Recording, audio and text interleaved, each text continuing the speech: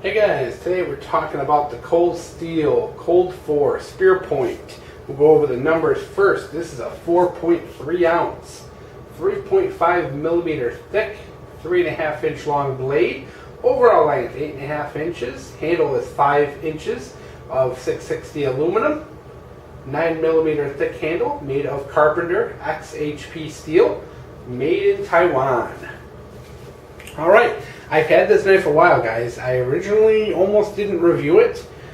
I didn't like it at first, to be honest. I got this thing, I was just like, whoa, this thing's big, it's heavy, it's awkward. I, kind of just chalked it up that this is another one of those, nothing fancy knives that people just really, really super love because he loves them. It happens. These big reviewers love a knife and it just rubs off on people. And so I got this thing, I wasn't particularly happy with it. And I carried it and tried to carry it and tried to like it, and I put it down for a while, guys. I actually put this thing down for probably a month or two, and it kind of fell to the back burner. And I said, I don't know if I'm going to review this or not. So I started carrying it again. And I'm like, okay. And this knife started to click with me. Number one, I'm a huge fan of the Carpenter XHP steel. I have it in the Knife Center edition of the Manic 2.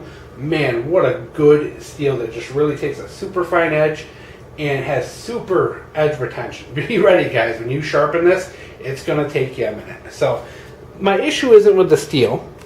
My issue is with ergos. What you have here is an aluminum handled knife with no texturing. It's super slippery when your hands are wet or damp or sweaty or bloody or anything. And it has that really small pocket clip. It's a lock back. Now here's the issue with me is deploying this is actually really difficult. Number one, I'm a lefty. But I always carry my knives right-handed because in the end it always works. So I can't get, enough pressure on this thing unless I kind of put a finger on the pocket clip to hold the knife in place. But the problem is my thumbs just aren't really long enough to get good deployment on this. Now you can hear I can make this thing come out without flicking my wrist. But it really takes a lot of effort on my part to make that happen. So I'm not the biggest on that. And then if I were, I'm kind of thinking about it, it's like if I ever had to deploy this in a situation where my hands were wet or slippery or whatever, I can't guarantee this knife will come out because I can't. It's not just something I can flick quickly. I got to make sure I kind of have a good hold of it to even do it. It's not the easiest knife on earth to deploy. It's big, it's thin. It's one of the things though, guys, it's really thin. This is the biggest knife you won't know you're carrying. This thing kind of really disappears in the pocket for a 4-ounce knife. It really does. I'm kind of surprised for how big it is. It just fits well in the pocket. It's done very well, guys. The aluminum's done well. The lock is really good. Everything seems to be really good. It's got really good action on the pivot. You can really make a good fine adjustment for it.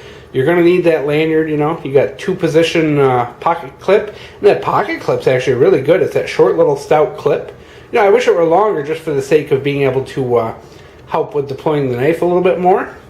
Ergos, it fits okay in my hand. Like that fingers line up with the grooves. You got a little bit of a ramp here on the end. With some very slight jimping on the spine. But, it's one of those things where if this were very wet and slippery, I wouldn't be too confident in this knife, which is why I have the long lanyard. That way I can bring this up. Kind of show you here. So that I can bring this up. There you go. Just what you guys want to look at. Dead space, huh? So that I can bring this up for a 2-finger, kind of grab on this to kind of give me a little extra purchase. So I did do the long lanyard for that purpose to give me that extra grip in the event I am using it in that kind of wet situation. So I had to learn to love this knife, guys. It took me a minute, to be honest. And by the way, really good blade centering. It did. It really took me a minute because of that. I ended up using this. I forgot. I took it outside one day. It was a snowy day, and I went to open it. It was just it was really difficult to open. I had to use 2 hands. So I kind of had to accept that this is really more of a gentleman's folder. This is a very large gentleman's folder. It's not something you're going to really want to use in a tactical situation. It's not something I'm going to bring outside to use in the garden to all that. I mean, when you're in the garden, you're watering plants, your hands are wet and dirty and slimy, all that stuff, this isn't going to be the knife for me. But for carrying around in the pocket in the office, you know, I kind of liked it. It was a nice little conversation piece. I, of course, went with the spear point. You know, very smooth action on it, guys. No problem with the action. Hollow grind. This thing gets really, really super sharp for such a big knife. A lot of big knives have, you know, the grinds just aren't done well. And a lot of the big, thick knives just have issues with just not being able to get super, super sharp because they're just too thick. Whereas this has that really deep hollow grind. And you can see this knife's filthy. I've been using it. I 100% have been using it. You can see we got a little discoloration on it. But yeah, I've been using this thing hard trying to, you know, decide whether or not I like it.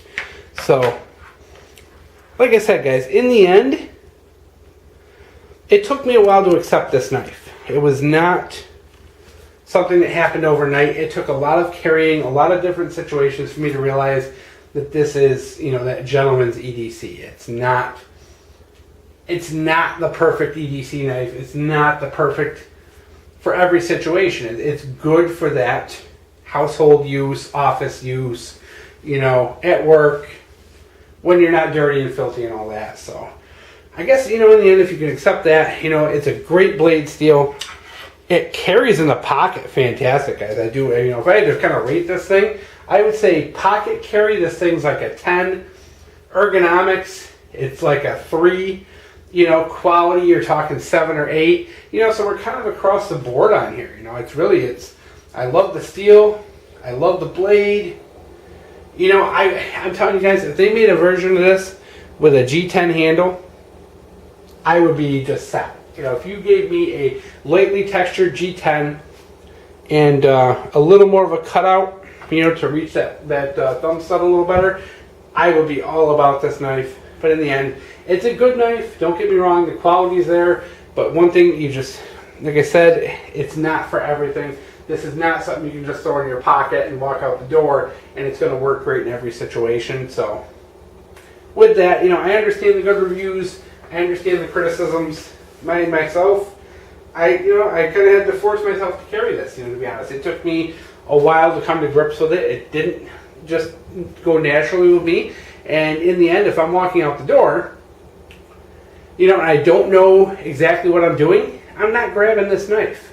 If I'm going into the office, yeah, I might grab this knife. You know, so it's not a knife I grab when there's any uncertainty in my schedule. So let's just consider that. But overall, guys, like I said, everything's built well.